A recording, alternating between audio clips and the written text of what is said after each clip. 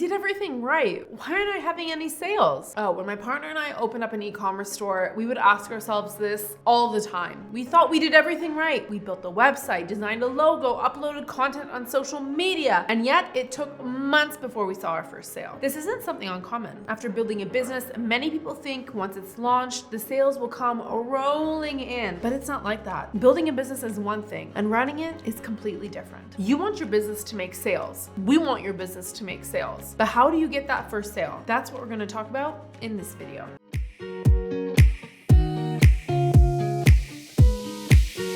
Hi everyone, my name is Natasha Ivanovich. I'm head of social media at Tailor Brands and a fellow small business owner myself for content writing. And today I'm your host for Tailor Brands Business Lab. Our channel is dedicated to helping small businesses get up and running. But before we start, don't forget to hit the subscribe button below and turn on the post notification bell and leave a comment so we can help you turn your idea into a business. How to get your first sale. If this is your first side hustle or small business, you don't need a complicated layout of how to make your first sale. And honestly, the way to make your first sale is usually less complicated than what we think. And this is how to do it. Drive traffic to your store. If a business is built and no one sees it, does it even exist? Okay, maybe I'm getting a little too philosophical here, but let's think about it for a second. You built your business and it's launched, but do people know about it? To make your first sale, there's one crucial thing you need to do before anything. Drive traffic to your store. Whether it's a physical or online store, people need to know it exists, and that's where marketing comes in. Once you drive traffic to your store, you gain data on your visitors and will be able to answer important marketing questions regarding your business. For example, you'll be able to see if visitors are genuinely interested in your products or services, whether it's priced appropriately or if people are connecting to your business. But how do we drive that traffic to your store? You can do a couple of things, but before anything, set up a Google Analytics account. It'll provide you with real-time data that will help you understand your audience and how to market your business. Next, focus on attracting free traffic to your business. It's a quick win and can help boost your visibility. To bring free traffic to your business, you can do the following. Number one, provide a discount code in exchange for an email subscription. That way, they get a discount, you get their email address. It's really a win-win.